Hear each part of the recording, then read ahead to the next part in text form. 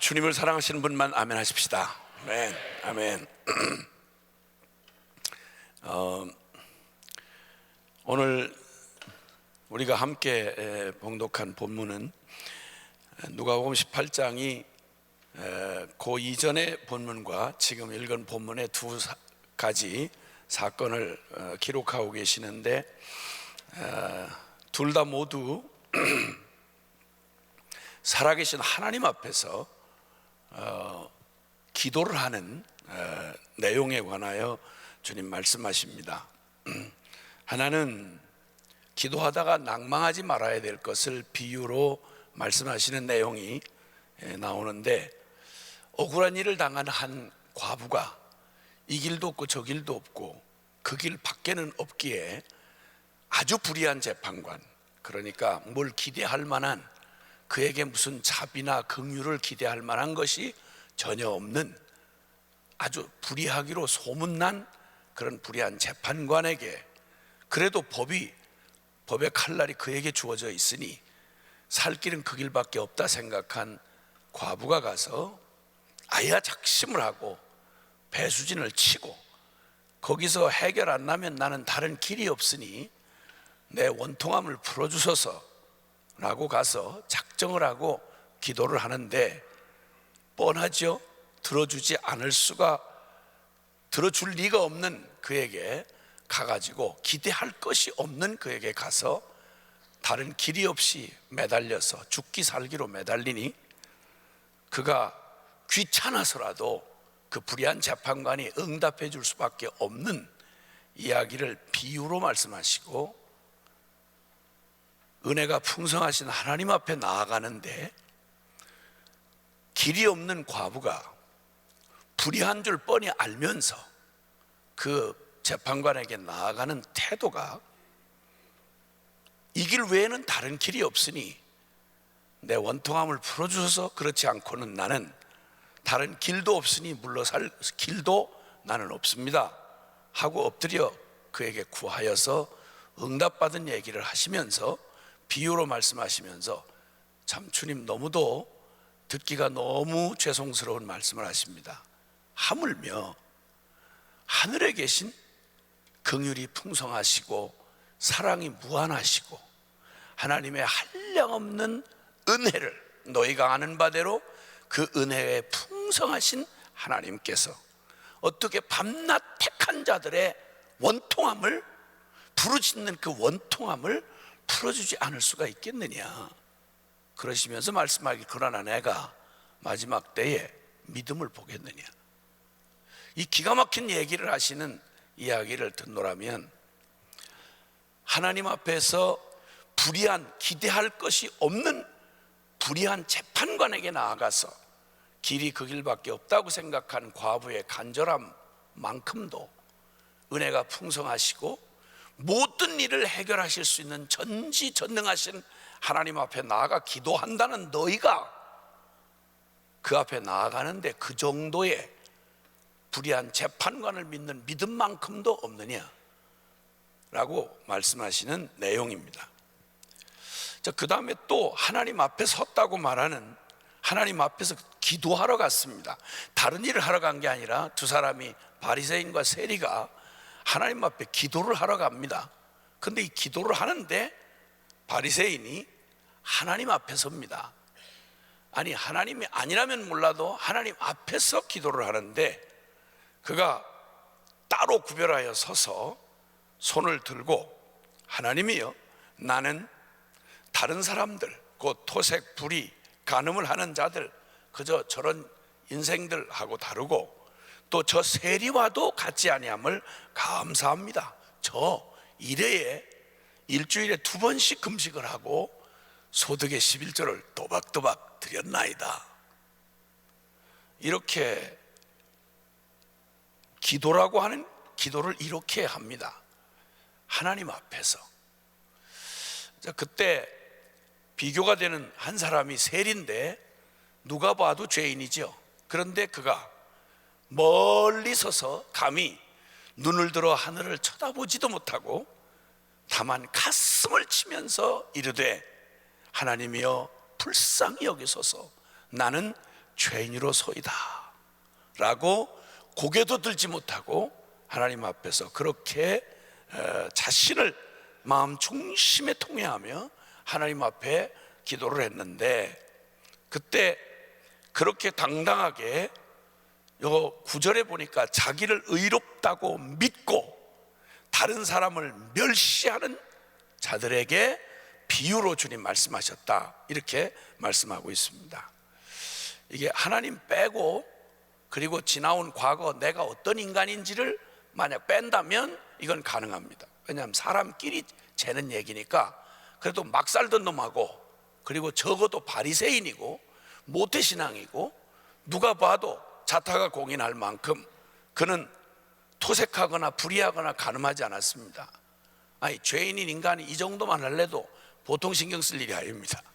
죄 많은 이 세상 한복판에서 이 정도 사는 거 대단한 얘기입니다, 이거. 그리고 일에 2번씩을 금식하니 세상에 여기 앉아있는 저와 여러분 중에도, 선교사님들 중에도 일주일에 2번씩 꼬박꼬박 금식하는 거 쉽지 않으실 겁니다.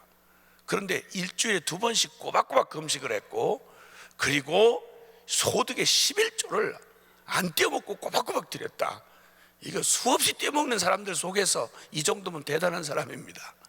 하나님도 없고 하나님 빼고 제가 어떤 놈인지를 만약 뺀다면 이건 가능한 얘기입니다. 그리고 막 사는 세리와는 다르다는 말 굳이 그렇게 특별하게 생각 안 해도 될 만큼 그가 생각하는 거 당연히 있을 수 있는 말입니다. 그런데 만약 거기다가 하나님 앞에서 하나님이 살아 계시고, 그리고 내가 영 죽어서 죄 가운데 태어나서 자아의 좋은 노릇하다가 영원히 지옥에 쓸어 넣어도 아깝지 아니할 죄인 놈이었다는 사실을 만약에 전제를 한다면, 이 어마어마한 존재적인 죄에서 영원히 따놓은 심판에서 구원받은 하나님의 백성이라고 말한다면, 그 하나님 앞에서라고 말한다면, 그게 11조 안 떼먹고 금식 좀 2번씩 하고, 그리고 죄 좀 안 짓고 눈에 보이는 죄 좀 안 짓고, 이게 그렇게도 대단하게 하나님 앞에 내세울 만한 그런 얘기가 될 수가 없는 거 아니겠습니까? 거기다 한 걸음 더 나가서 저 세리하고는 난 다릅니다. 함께 취급하지 마십시오. 저 세리하고는 난 차원이 다른 놈입니다. 같은 죄인 놈 중에 조금 희끄무리한 죄인이 조금 새까만 죄인을 보고 아이고 나 저놈하고는 다릅니다, 같이 취급하지 마십시오, 이렇게 말하는 얘기가, 이게 하나님이 없다면 몰라도, 그리고 제가 죄인이 아니라면 몰라도 같은 죄인인데 이런 기가 막힐 코미디 같은 일이 하나님 앞에서 기도한다고 하는 사람 속에 이 일이 가능하다. 여러분, 이 기가 막힐 모습을 주님, 이 우스꽝스러운 모습을 주님이 말씀하시는데, 예수님이 말씀할 때는 우스꽝스러운데 우리에게는 이게 얼마나 가까이 있는 얘기인지 모릅니다.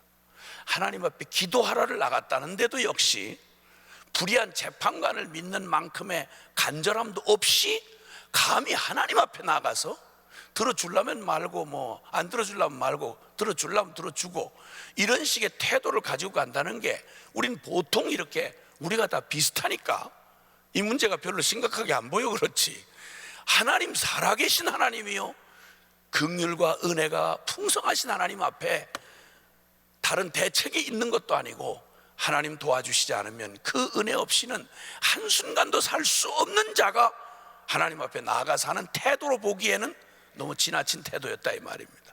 이 2가지 태도를 주님 말씀하는 중에 그저 정말 하나님 없다면 몰라도, 그리고 내 과거를 빼면 몰라도 이런 일은 있을 수도 없는 일인 것을 성경이 말씀하는데, 이것만이 아닙니다. 다른 데도 역시 어처구니 없는 얘기를 합니다.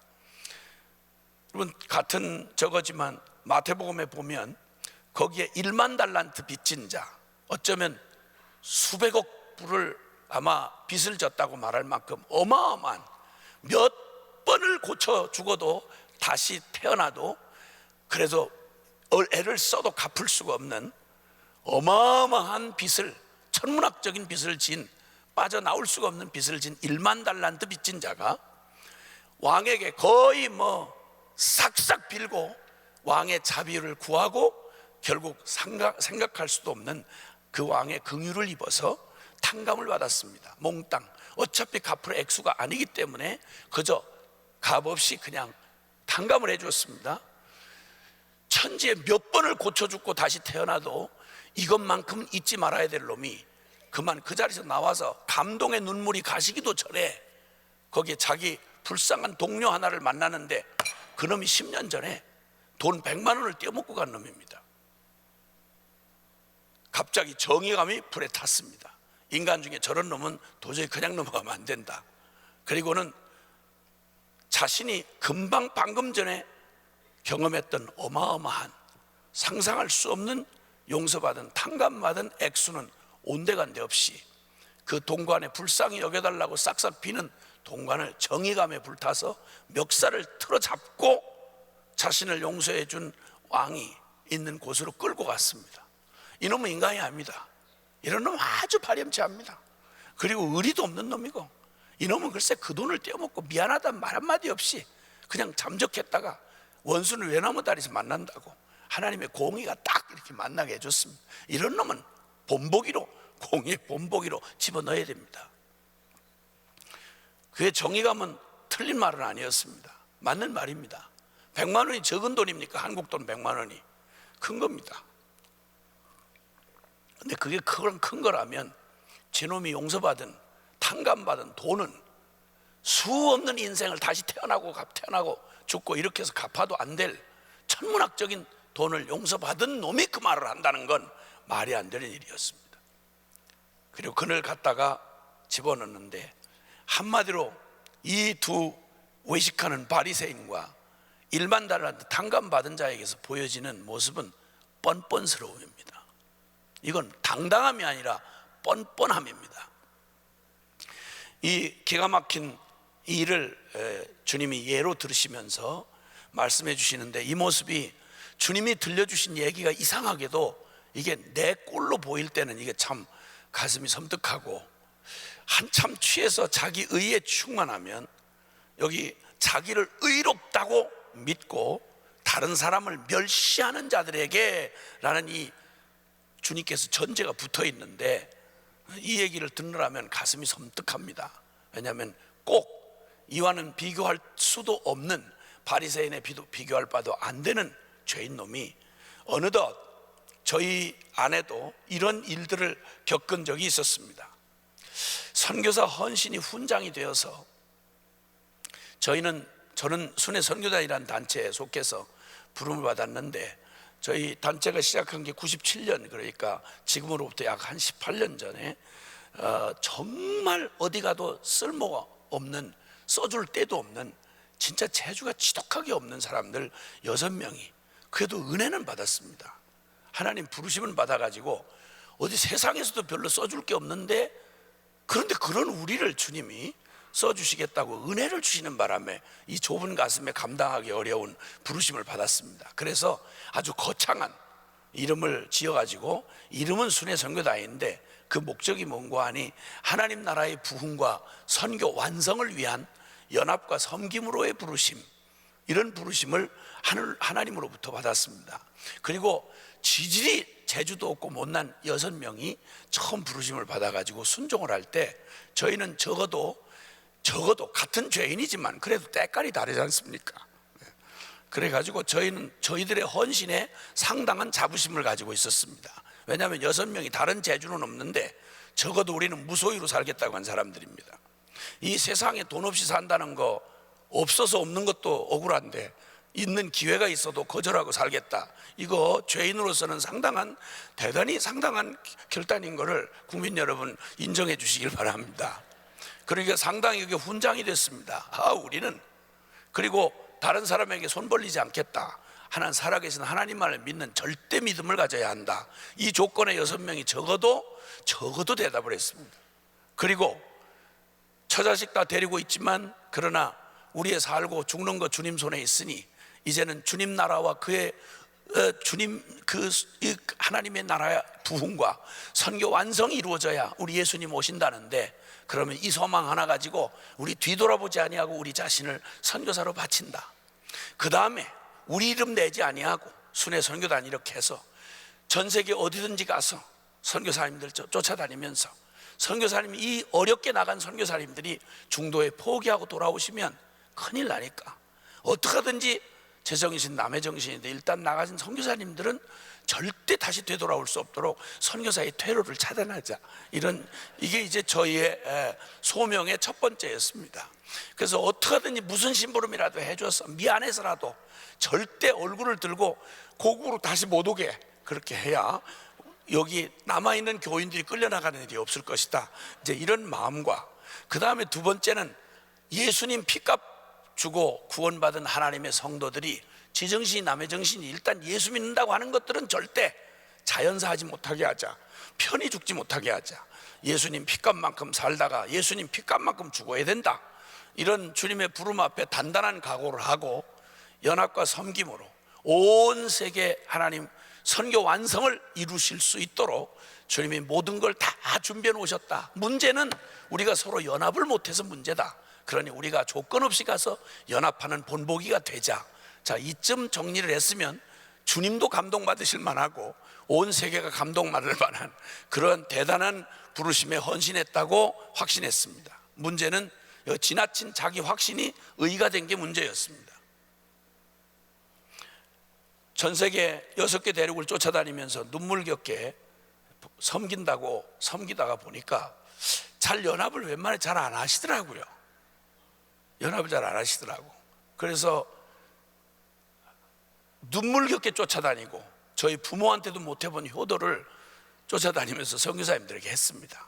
제발 돌아오지 마시고 서로 연합하시면 저희가 여러분이 하셔야 될 일 저희 심부름 말하면 뭐든지 하겠다고. 노가다라면 노가다를 하고, 외로워서 한국말을 못 들어서 외로우시다면 한국말 실컷 들려드리고, 안 되면 공연이라도 하겠다고 우리가. 그래서 제가 공연도 했습니다. 이 큰 손을 가지고 율동을 했습니다. 제가 선교사님들 앞에서 이렇게 해서 하여튼 무슨 짓을 해도 상관없으니까 하여튼 저희들을 이용하셔서 하여튼 연합만 하셔가지고 우리 예수님 오시기만 하면 나중에 천국 가서 싸울 때 천국은 시간이 널널하단다. 그러니 하늘나라 가서 싸우는 때라도 일단 작전상 예수님 오실 때까지만 우리가 서로 안 싸우는 것처럼 하고 이렇게 일단 선교를 완성시키자, 이러고 다니면은 그렇게 감동을 받으시고 그렇게 하실 줄 알았습니다. 근데 안 되더라고요. 그래서 안 돼가지고 결국 안 되니까 저희는 또 공동생활을 하는데, 여러분 말이 그렇지 공동생활이라는 게 말이 쉽지 않습니다. 여러분 부부끼리만 공동생활을 하셔도 진짜 어려운 게 언제 하나님이 저거 데려가시나 이런 생각이 들 정도로 어려운 게 공동생활입니다, 사실은. 근데 서로 다른데 재주도 없는 것들이 모였으면 겸손이라도 해야 될 거 아닙니까? 재주도 없는데 겸손도 못하면 그럼 어떻게 되는 겁니까? 글쎄. 그래 모여 앉아가지고 같이 사역을 하다가 죽으라고 사역하는데 열매가 잘 안 맺어지니까 서로 짜증이 나기 시작했습니다. 하여튼 한번 사람이 배기 싫으면 하는 짓 모두가 다 배기 싫습니다. 아주 왜 밥을 먹는데 왜 짜금거립니까? 소리가 난단 말입니다. 짜금 이렇게. 이거부터 시작해서 치약 짜는 것까지 사람 짜증 나는데 못 견딥니다. 여러분 같이 살아보십시오. 치약을 짜는 그거 하나만 해도 그 어떤 사람은 습성이 이상해가지고 치약을 지 편리한 대로 꾹 짭니다. 이렇게. 그럼 이게 새 거일 때는 상관없는데 중간쯤 쓰고 나면 한번 잘못 편리한 대로 앞놈이 꾹 짜고 나가면 그 바쁜데 뒤에 들어가 치약을 밑에서부터 짜 올려야 됩니다. 이게 화장실에서 1초는 굉장히 아까운 시간입니다. 이게 한두 번 겪다 보면 우리는 모여 앉아서 계속 묵상을 같이 나눠야 되거든요. 묵상을 나눠야 되는데 근데 꼭 그 짓을 하는 사람이 묵상을 깊이 합니다. 왜냐하면 딴 사람을 배려를 안 하니까 신경 안 쓰고 묵상을 깊이 합니다. 그러면 그 묵상을 듣다가 보면 나중에 참다가 한 번, 두 번 참다가 나중에는 저 입술을 찢어주옵소서 이런 마음이 막 일어납니다. 아니 어떻게 사는 꼬라지는 치약 하나도 남을 배려를 못하는 게 무슨 묵상을 저렇게 깊이 하고 천당을 들랑달랑하고 졌다고 소리를 하냐 저거? 가증한 입술을 찢어주옵소서 뭐 이런 마음이 기도가 생길 정도로 그렇습니다. 작은 일이 이러면 큰 일에 오죽하겠어요. 그래가지고 나중에는 박이 터져가지고 싸움을 하는데 야 진짜 사람 안 바뀌더라고요. 정말 안 바뀌더라고요.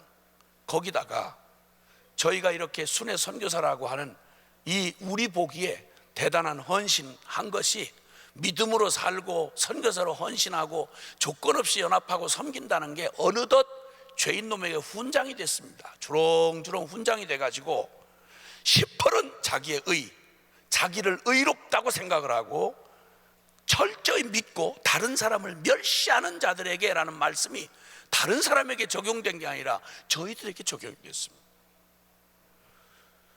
자기의 의로 남을 정죄하고 남을 정죄하다 보면 관계에 어려움이 생기면 감격은 온데간데 없어집니다. 하나님이 보이는 게 아니라 눈앞에 짜증나는 그 사람이 보이지 하나님이 안 보입니다. 작은 차이를 못 넘어섭니다. 이게 얼마나 어려웠든지 다른 내용 하나도 없이 같은 비전으로 같은 믿음으로 같이 한 동료가 돼서 사는데 원수도 아니고 다른 인간도 아니고 적도 아닌데 같은 편끼리 가장 어려워서 저희 몸부림을 쳤습니다. 진짜 얼마나 뒤제비를 했는지 나중엔 진짜 사람 정말 안 바뀌는구나. 근데 저희만 이러는가 했는데 뭐 눈에는 뭐밖에 안 보인다고. 이상하게도 그렇게 잘 연합을 못 하시는 분들이 자꾸 보이고, 그리고 가서 어려움을 겪는 분들 가서 좀 해결을 해보려고 양쪽 얘기를 들어보면 두 분 다 옳습니다. 눈물을 뚝뚝 흘리면서 나는 억울하다는 겁니다. 내가 상처받았다는 겁니다. 저놈 때문이라는 겁니다. 서로 상대방이 서로 그럽니다.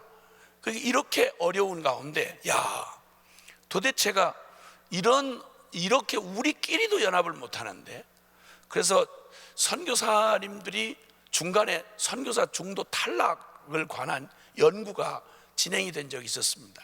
왜 선교사님들이 그 하늘의 부름을 받고 그렇게 위대한 결단을 하고 나가서 무엇으로 하여금 그들로 하여금 중도 포기하게 하는가?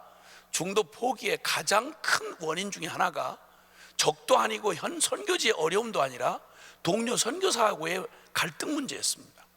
이 문제가 한번 딱 해결이 안 되면, 못 넘어서면 교회도 마찬가지 아닙니까? 교회 안에서도 교회를 해치는 가장 위험한 건 외부의 핍박이나 환난 이거보다, 다른 어떤 상황보다 경제 위기 뭐 이런 게 아니라 교회 안에 있는 성도들끼리 주님의 피로 값주고 사서 한 머리 되신 예수님을 같은 주라고 부르고 한 형제라고 말하는 사람들이 서로 시기, 질투, 분당 나누고 그냥 서로 하나가 못 되는 겁니다.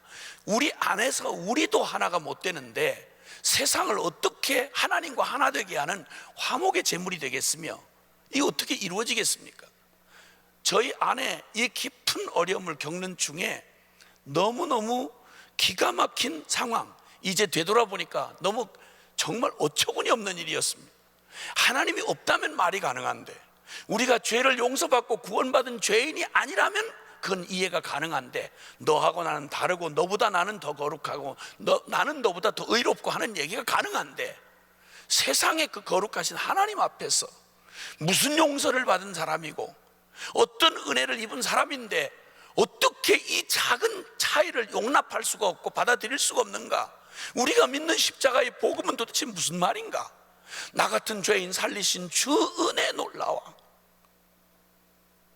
세상에 그 감격스럽게 부르는 하나님 앞에 그 은혜 받은 눈물로 쏟아놓은 그 은혜와 감격은 무슨 말이며, 세상에 그 거룩하신 하나님의 그 말로 다 할 수 없는 아들을 잡으시기까지, 그리고 영원히 지옥에 떨어져서 불 가운데 심판받아야 마땅한 존재적 죄인으로 태어나서 도대체 구원의 소망이 없는 나의 이 무섭고 끔찍한데 운명을 피값 주고 용서받은 나 이 용서받은 죄인이란 이 놀라운 사실이, 이게 만약 사실이라면 어떻게 1만 달란트 빚진 자가 100데나리온 동료의 멱살을 잡은 것도 용서받을 수 없는, 말할 수 없는 파렴치한 행동이었다면, 뻔뻔스러움이었다면, 어떻게 하늘에 하나님이 아들을 잡기까지 그렇게 흉악한 하나님과 원수되었던 나를 용서해 주신 그 주님 앞에서 어떻게 무슨 죄목으로 상대방을 내 의로 판단을 하고 저놈하고 나는 다릅니다, 그런 멱살을 잡고 이건 공의가 용납을 못합니다, 이렇게 말하는 정의감은 도대체 어디서 나온 거며, 이 자기 의는 도대체 무슨 변명을 할 수 있다는 말인가? 기가 막혔습니다. 알 거 다 아는데도 내게는 적용이 안 됩니다. 서로 그놈 때문이라는 겁니다. 서로 박이 터지게 싸우다가 결국은 순회선교단 시작하고 나서 몇 년 지나가지고 완전히 부도선언을 했습니다. 야, 우리끼리도 하나가 안 되고 우리끼리도 복음의 이 진리가 실제가 안 되는데 이걸 가지고 누구를 갖다 연합시키고 무슨 거룩한 하나님의 부름을 완성한다고 하는 말이냐? 지나가던 개가 웃을 일이다. 우리 그만두자. 하나님의 뜻은 분명한 것 같은데 우리가 해당 사항이 아니다. 그리고는 사표를 냈습니다. 다들. 근데 사표를 수리해 줄 주체가 우리니까 이건 사표를 내고도 어디 갈 데가 없습니다. 무소유로 사니까 어디 딴 데 갈 데도 없고 이사 갈 데도 없고 그냥 사표만 내놓고 수리는 못한 채 너무 기가 막혔습니다. 울음도 안 나와, 눈물도 안 나왔습니다. 그러다가 절박한 질문 앞에 섰습니다. 우리가 믿는 주님의 이 십자가의 그 크신 은혜, 우리가 날마다 입버릇처럼 노래하는 주님 앞에 용서받은 우리 죄인의 영혼의 감격, 이거 도대체 사실이냐? 교리적으로 다 알았습니다. 그리고 남한테 가서 다 열부를 내면서 막 외치면서 다른 사람들은 은혜 받게 했습니다. 그런데 저희에게는 실제가 아니었습니다. 가장 안타까운 게 우리가 외친 복음이 우리한테 실제가 안 된다는 거였습니다. 다른 여지가 있으면 차라리 살 길이 있다면 그래도 괜찮겠는데 저희는 무소유로 사는 데다가 주님 앞에 어설프게 받은 이 은혜를 받고 나서 우리가 이 믿음에 실패했다고 그러면 우린 오갈 데가 없는 놈들이었습니다. 처자식 데리고 뒤를 돌아보지 아니하고 떠나온 길인데 주님 사랑에 감격해서 이 믿음이면 천당 가는 믿음인 줄 알고 따라왔는데 남은 그만둬 놓고 우리 자신을 변화시키지 못하는 복음, 우리의 입술로 고백은 했는데 실제가 안 되는 복음, 이게 도대체 뭐냐? 이게 중연불이냐? 이 별 볼 일 없는 복음, 도대체 그 큰 구원을 받았다고 하는 어마어마한 십자가의 이 복음이 우리의 감정 하나 해결 못하고 우리의 관계 하나 뚫어낼 수 없는 것이라면 도대체 이런 비참함이 어디 있겠는가? 너무 기가 막혔습니다. 그만두더라도 어디 밥벌이하러 다시 돌아갈 수도 없는 거, 다 일하다가 다 부름받아가지고 다 그만두고 때려치고 다 주님 앞에 부름받았는데 오갈 데가 없었습니다. 이대로 가면 끝이었습니다. 왜냐하면 우리에겐 오직 주님 하나 붙들고 부름받은 이 사명, 이게 다니까. 이거에서 실패했다는 말은 이건 끝장입니다. 너무 절박하고 기가 막혔습니다. 눈물도 나오지 않고 감동도 없는 중에 우리가 뒤적뒤적 모여 앉아가지고 실패해도 실패한 이유를 알고 이런 망해도 망한 이유를 알아야 재기가 가능할 거 아니냐. 그래서 우리가 고백한 말을 남에게 외치고 도전했던 말을 우리에게 거꾸로 다시 우리를 점검하기 시작했습니다. 너 복음이 기쁜 소식인데 너 기쁘냐? 못 기쁘다. 그 못 기쁜 이유가 뭐냐? 저놈 때문이다. 그놈 때문이라고 할 때 주님은 그럴 경우에 어떡하라고 네가 아는 복음에는 써 있느냐? 용서라 그랬다. 용서가 되냐? 안 됐다. 뭐 이렇게 질문을 찾아 들어가기를 시작했습니다. 남에게 전할 때는 그 말 자체로 논리적이고 성경적이면 됐습니다. 근데 이게 내게로 거꾸로 이걸 적용하기 시작하니까 안 된 건 절대 넘어갈 수가 없었습니다. 그리고 깍대기를 벗겨지듯이 우리의 실체가 자기의 의로 하나님 앞에 헌신했다, 선교사가 됐다, 그리고 이 정도 믿음으로 산다, 우리가 남과는 좀 다르다 라고 말했던 자기의 의로 똘똘 포장됐던 우리가 외친 복음으로 거꾸로 우리를 도전해 보기 시작하고 우리의 껍데기를 하나씩 벗겨나가기 시작하다가 우리는 악하고 털썩 주저앉았습니다. 안다 치고 믿는다고 쳤던 복음이 내게 실제가 되지 않았던 건 복음이 헛된 게 아니고 우리의 믿어도 소용이 없다는 말이 아니라 우리가 믿고 변했다고 생각한 우리의 존재를 우리는 한 번도 이 복음 앞에 이 깊이 내면으로 직면해 본 적이 없는 영역이 있다는 걸 깨닫게 되었습니다. 총체적인 복음 앞에 서서 십자가 복음 앞에 딱 선 우리의 모습은 기가 막혔습니다. 동일하게 믿고 외치고 남에게 강조하는데 남에게 은혜도 받게 하는데 근데 정작 저희는 용서하지 못한다는 말은, 누군가 아무리 큰 문제도 용서하지 못한다는 말은 주님 앞에서 우리가 용서받았다고 고백하고 눈물을 흘리는 우리의 고백에 반드시 문제가 있다는 것입니다. 그 용서가 사실이었고 그 용서가 주님에게 받은 그 용서가 진실로 실제였다면 우리가 남을 용서하고 못하고 있을 수가 없는 말이었습니다. 그 사실에 부딪히고 났더니 저희 앞에서 뻔뻔스러운 우리의 실체가 드러났습니다. 그 어마어마한 큰 죄를 용서받은 놈이 다른 작은 동료의 지 생각에 저보다 못하다는, 저의 의의 기준으로 볼 때 못하다는 그를 멱살을 잡고 판단하고 정죄하고 그 때문에 어렵다고 말했던 우리의 이 모든 이 어처구니 없는 생각이 우리가 말하는, 내가 믿는다고 고백하는 그 진리와 전혀 실제가 되지 못한, 전혀 믿음의 진리를 대입시켜 보지 못한 그런 일이었음을 보게 해주셨습니다. 주님 앞에서 결코 잊을 수 없도록 눈물로 죄인 여자가 예수님의 발 앞에 와서 허들의 물로 씻겨드리는 발을 자신의 눈물로 주님의 발을 적시고, 과거의 여자들에게 정조만큼이나 중요하던 머리카락을 풀어서 수건 대신 머리카락으로 예수님의 발을 씻기며 통곡하고 눈물을 하고 입을 맞추던 그 여인의 행동을 이해할 놈 누구도 없었습니다. 바리새인이 딱 폼을 잡고 앉아서 문둥이 시몬이, 바리새인 문둥이 시몬이, 저 여자 죄인 여자인 줄 뻔히 알 텐데 예수가 저 가만히 있네 이러고 비판하고 정죄를 하고 있었습니다. 그때 주님이 말씀합니다. 많이 사함을 받은 자는 많이 사랑하고 적게 사함을 받은 자는 적게 사랑하느니라. 그렇구나. 우리의 삶에 이 감격이 없고 용서받은 감격이 요 얕은 세숫대야 물만큼도 되지 못하는 우리의 이 문제가 예수님의 용서가 적은 게 아니라 우리가 믿는다고 말하고 용서받았다고 말하는 우리가 얼마나 모순이며 그 진리 앞에 나아간 적이 없었는지를 보게 해주셨습니다. 하나님의 은혜 없이는 받을 기대할 게 아무것도 없는, 기대할 수도 없는 불의한 재판관에 가서도 마지막 배수진을 치고 이 길밖에는 살 길이 없다고 매달린다면, 은혜 아니면 하나님, 거룩한 하나님 앞에 도저히 설 가능성이 없는 죄인인 우리가 배짱 부리듯이 하나님 앞에 날 감동시켜봐라. 난 감동 안 되면 난 곤란합니다. 나 순종 못하겠습니다. 이런 배짱을 부리는 이런 태도가 과연 가능하냐? 그럴 수 없는 것이었습니다. 받을 수 없는, 받을 자격이 없는 자에게 거저 베풀어 주시는 하나님의 정말 일방적이고 그 완전한 은혜가 아니냐면 우리 같은 죄인들이 하나님 앞에 나아갈 길이 전혀 없는데, 전혀 없는 이 죄인이 하나님의 은혜 앞에 불의한 재판관 앞에 엎드린 과부만큼도 간절하지 않다. 이 말은 천만 마디 말로도 변명할 수 없는 말이었습니다.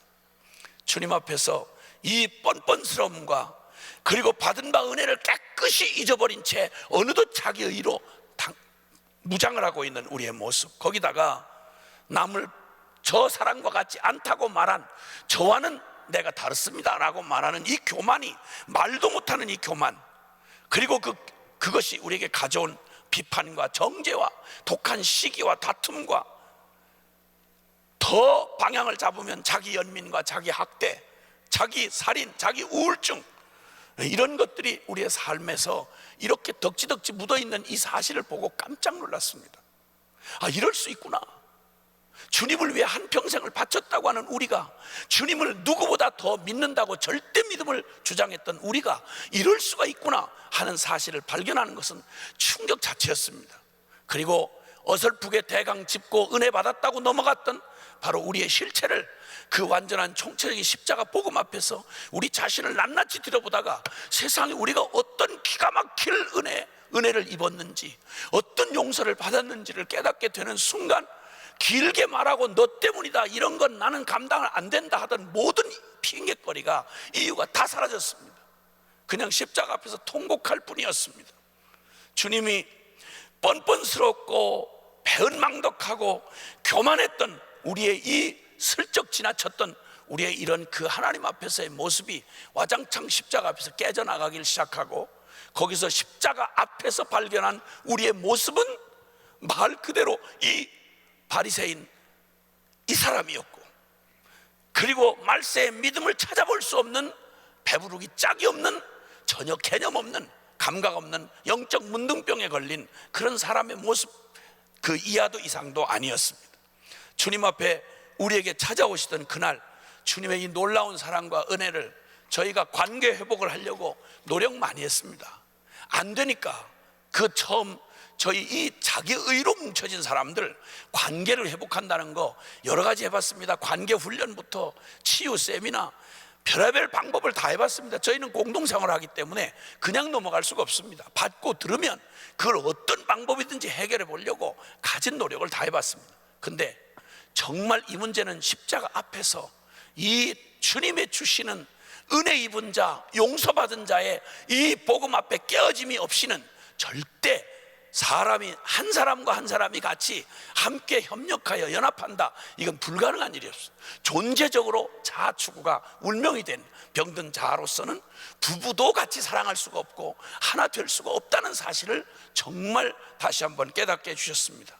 그리고 주님 앞에서 무슨 큰 사랑 구원을 받았는가, 우리를 한때 감격시켰던 주님의 첫사랑의 감격이 점점 세월이 지나면서 성경 지식이 늘어가고 하나님 앞에 우리가 헌신했다가는 훈장이 덕지덕지 달라붙는 그 순간, 우리는 우리를 누구도 훈계하거나 우리를 바꿔줄 사람이 없었습니다. 왜냐하면 누구보다 우리가 믿음으로 산다고 생각했고 누구보다 헌신적이라고 생각을 했기 때문에 아무도 막을 수 없는 자기의에 충만해진 줄을 몰랐습니다. 근데 주님의 십자가 복음 앞에 서면서 우리의 기가 막히고 가련한 우리의 모습을 보게 되었습니다. 이후에 사람들과 함께 우리 안에 이 깨어짐을 통해서 주님이 우리 안에 이루신 십자가 복음 앞에 서서 우리의 이 기가 막힌 우리의 모습이 깨어진 모습을 발견하면서 주님 앞에 다른 누구보다도 하나님 앞에서 이제 우리의 뻔뻔함이 아닌 당당함으로, 배은이 아닌 보은으로, 교만이 아닌 겸손으로, 이거 따로 인격 훈련해서 되는 게 아니라 십자가 복음 앞에 진실로 주님 앞에 서고 보니까 우리의 존재가 따로 말할 것 없이 겸손 자체였습니다. 주님 앞에 엎어질 수밖에 없었습니다.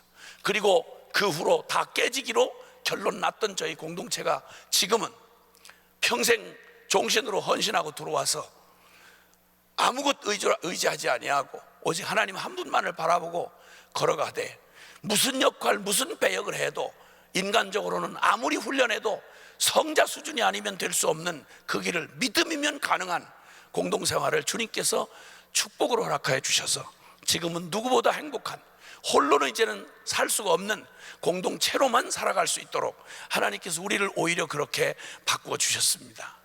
할렐루야. 주님 할렐루야. 주님, 아멘.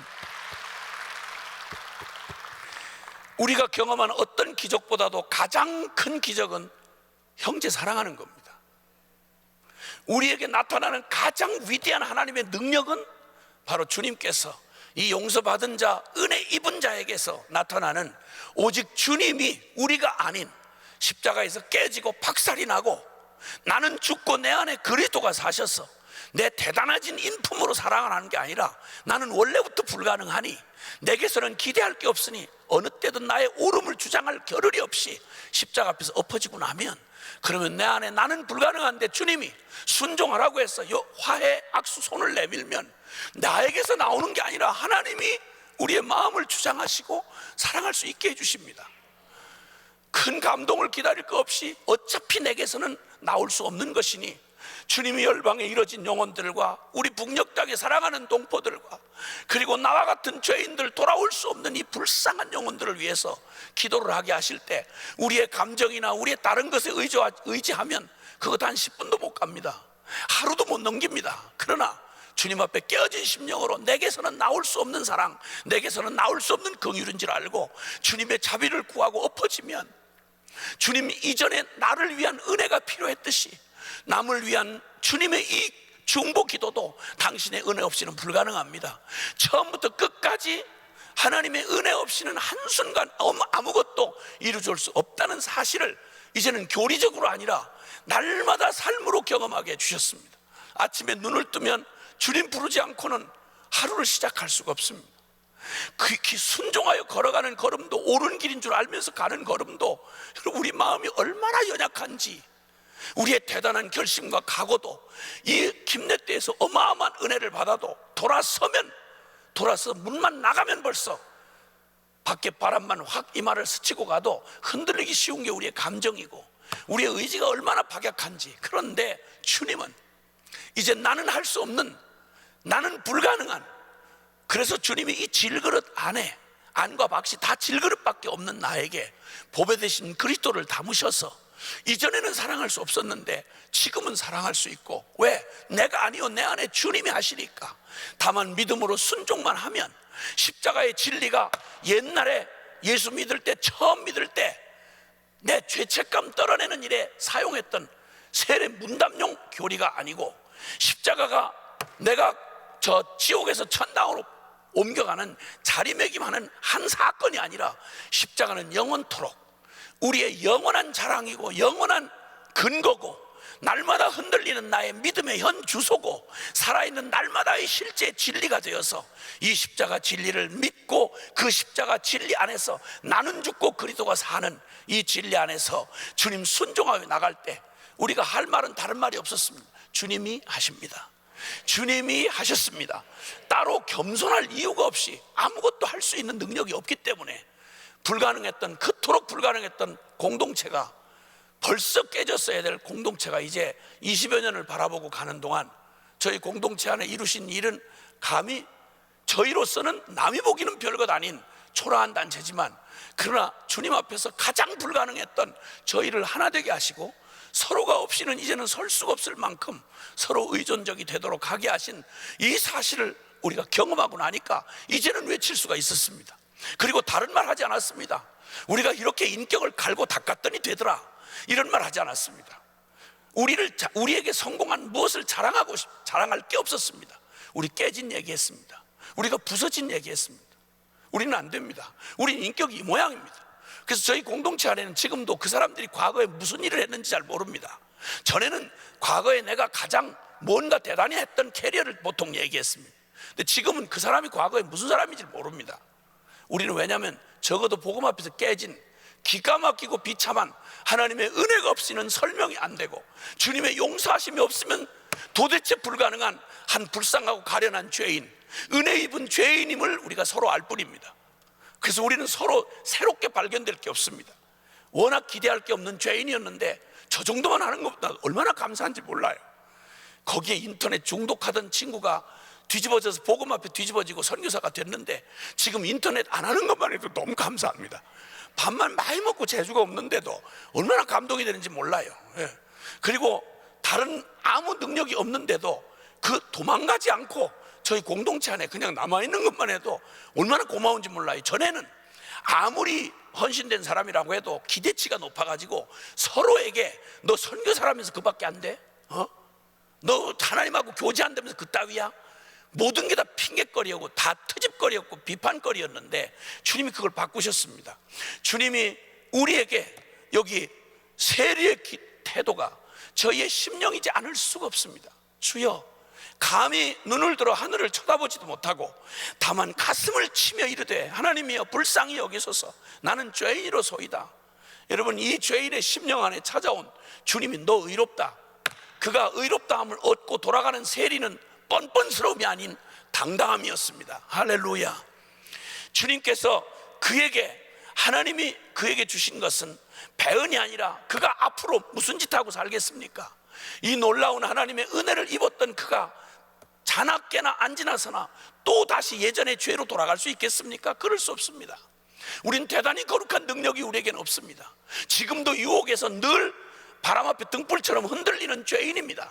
그러기에 더욱 이 크고 불가능한 이 죄악에서 우리를 건져주신 주님의 은혜를 알기에 매일 주님 이 은혜 붙들지 않고는 못 삽니다. 그러니 어떻게 죄짓고 또 옛날처럼 그렇게 살 수 있겠습니까? 할 수만 있다면 주님 앞에 무슨 일을 시켜도 주님 배은이 아니라 두 번 다시 주님을 배은망덕할 수는 없습니다. 그러니까 주님 앞에서 무슨 일을 시켜도, 무슨 배역을 맡겨도, 저희 순회 선교사들은 어디서 무슨 일을 맡겨도, 선교지 선교사님 도우러 갔다가 어떤 우리 형제 자매들은 가서 노가다만 시커나고 왔습니다. 선교사라는 이름은 가졌지만 그냥 노가다 선교사입니다. 무슨 배역을 맡겨도 감격합니다. 주님 앞에 우리를 써주시는 것만 해도 너무너무 고맙습니다.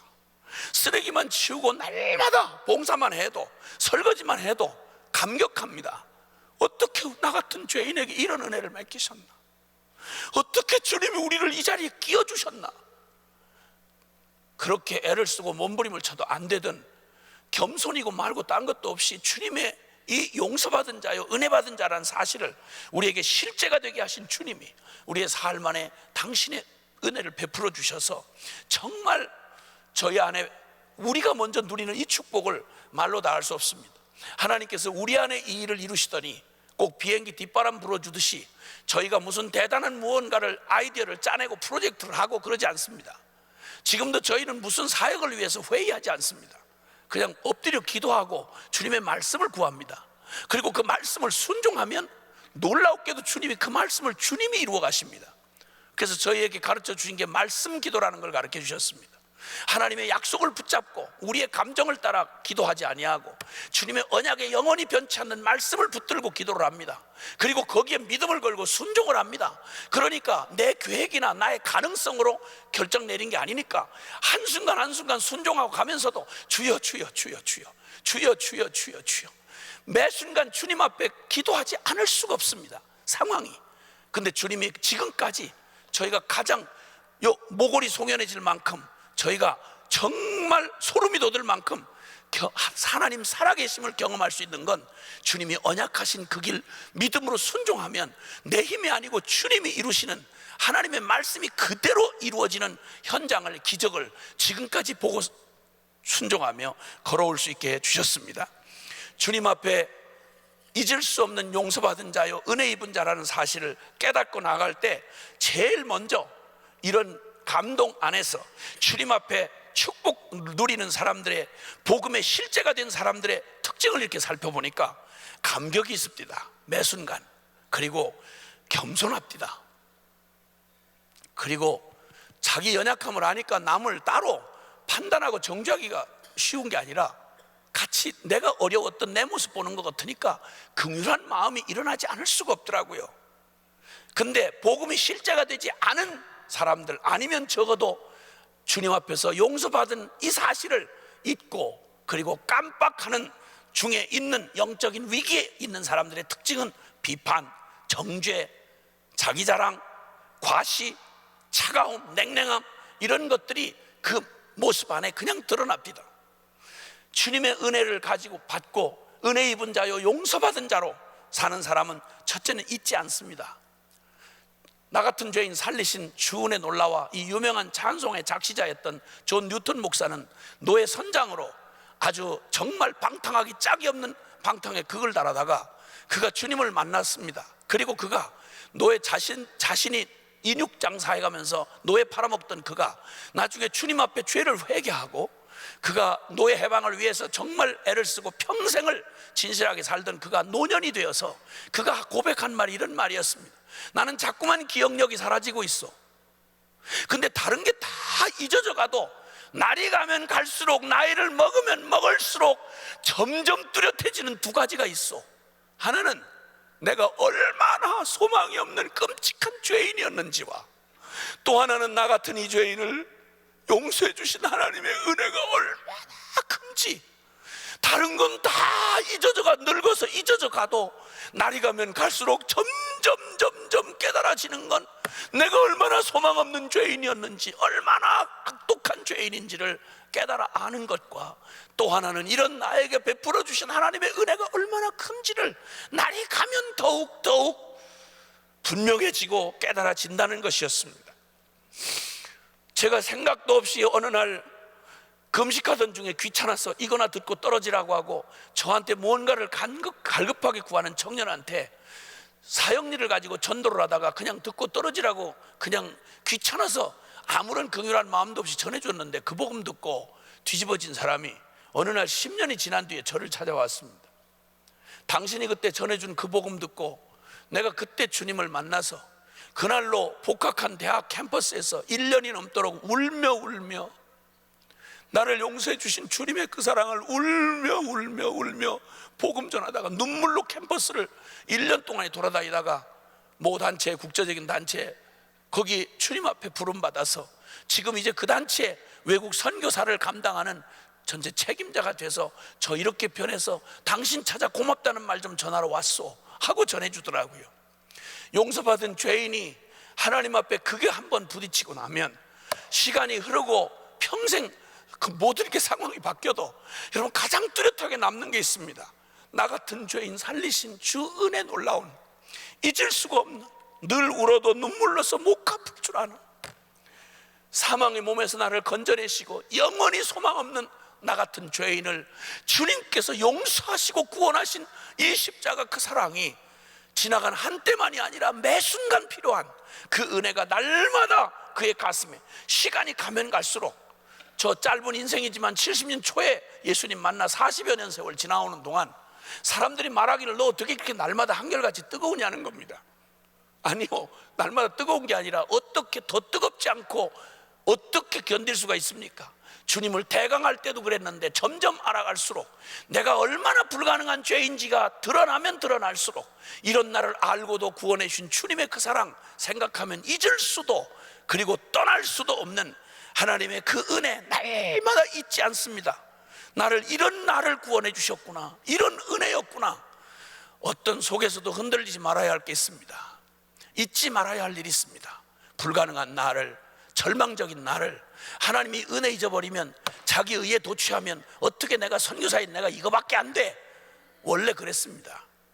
이거밖에 안 되는 게 아니라 원래 그보다 더 흠한 게 우리의 모습입니다. 근데 주님이 그런 나를 주님 구원해 주시고, 그러다 보니까 두 번째는 다른 자랑할 게 아무것도 없고 십자가만 자랑하게 되더라고요. 이 은혜를 입고 나면 용서받은 자, 은혜 입은 자에게는 다른 것은 어떤 것도 남지 않아요. 다른 자잘한 일은 별로 신경이 쓰이지 않습니다. 남보다 내가 잘났든 남보다 내가 못났든 이거 별로 신경이 안 써지고 십자가만 자랑하게 됩니다. 다른 거 다 배설물처럼 여겨지고 덧없어집니다.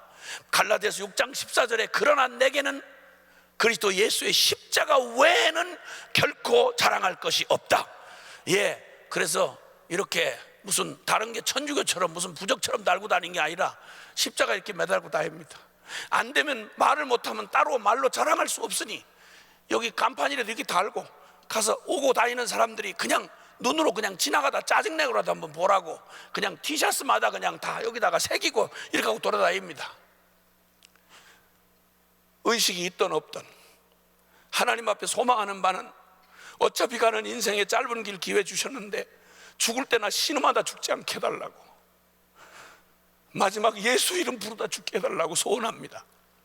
앓다가 죽지 않게 해주시고 한 걸음이라도 더 가서 주님 복음 전하러 한 걸음이라도 더 순종하다 죽게 해달라고 소원합니다. 하나님 그 소원 들어주시겠죠. 그 소원 들어주시겠죠. 그리고 용서받은 자요 은혜 받은 자임을 잊지 못하고 살아가는 자에게는 한때 큰 것만 은혜가 아니라 모든 게 다 은혜임을 압니다. 나를 지으신 이가 하나님, 나를 부르신 이가 하나님, 나를 보내신 이도 하나님. 작은 새 가슴만도 못한 이 믿음 가지고 주님 순종한다고 따라온 길에 대단한 길 걸어온 줄 알았는데 지나고 보면 내 믿음 좋아온 게 아니더라고요. 수없이 하루에도 몇십 번씩 흔들리는 저의 마음을, 믿음을 지켜주신 하나님의 그 섬세하신 주님, 나의 심령을 붙잡아 주시고 내 마음 붙잡아 주시고 내 발걸음 어긋나지 않도록 붙들어 주시고, 어떤 때 넘어지면 일어날 수가 없을 때 주님이 뒤에서 들쳐안고 저 일으켜 주신 주님의 은혜가 아니었으면 있을 수가 없는 일이었습니다. 모든 게 다 은혜더라고요. 밥 한 술 목구멍에 넘어가는 것도 주님 은혜 아니면 안 되겠더라고요. 물에 체해도 죽을 수 있겠더라고요. 자다가 지 숨에 호흡 못 쉬고도 죽을 수 있더라고요. 하나님 모든 게 다 은혜였구나. 한순간도 다 주님 이 죄인의 몸뚱이 가지고 사는 동안에 주님 만난 십자가 은혜 잊지 않게 하시고 늘 하늘의 소망을 내 마음에 불어넣어 준 것도 내가 결심하고 각오한 게 아니구나. 주님 예배당 향하여 사모하는 마음 주시고 주님 보좌 늘 그리워하게 하시고 전능자의 그늘을 꿈꾸게 하시는 것도 내게서 나온 게 아니구나. 하나님의 은혜였구나. 한량없는 은혜, 갚을 길 없는 은혜, 그 은혜 입어서 여기까지 왔구나. 주님 이렇게 십자가 앞에서 날마다 용서받은 자요 은혜 입은 자로 서니까 연합은 저절로 이루어지더라고요. 한 분 한 분이 그렇게 소중할 수가 없고 상관없는 사람도 예수 믿는다 그러면, 선교사님이라 그러면 그렇게 귀하게 보이더라고요. 주님 어떻게 이런 분이 계시나, 어떻게 이런 분을 주님이 이 시대에 같이 두셨나, 너무 고맙더라고요. 우리 용서받은 자요 은혜 받은 자임을 결코 잊지 아니할 때 하나님 그곳에 하나님 거룩한 성령이 함께 임하시고, 주님 말씀합니다. 반드시 하나님 앞에 기도하는 사람 앞에, 여기 세리가 대단한 거 얘기하지 않았고 대단한 일 하지 않았습니다. 그냥 주여 나는 죄인입니다, 통회하는 마음으로 은혜 입을 자요 그리고 용서받은 자로 주 앞에 섰더니 그가 의롭다 하심을 얻었느니라 응답받았다는 말입니다. 하나님, 이 은혜로 날마다 우리의 영혼을 붙잡아 주옵소서. 은혜 입은 자요 그리고 용서받은 자입니다. 하나님, 나를 은혜 받은 자요 용서받은 자임을 날마다 기억하게 하시고 나를 불쌍히 여기소서. 오늘 새벽에 우리 함께 옆에 계신 분에게, 거리가 멀면 큰 소리로라도 서로 옆에 계신 분에게 저는 용서받은 자고 은혜 입은 자입니다, 함께 좀 같이 고백하십시다. 옆에 계신 분에게 저는 용서받은 자요 은혜 입은 자입니다. 아멘.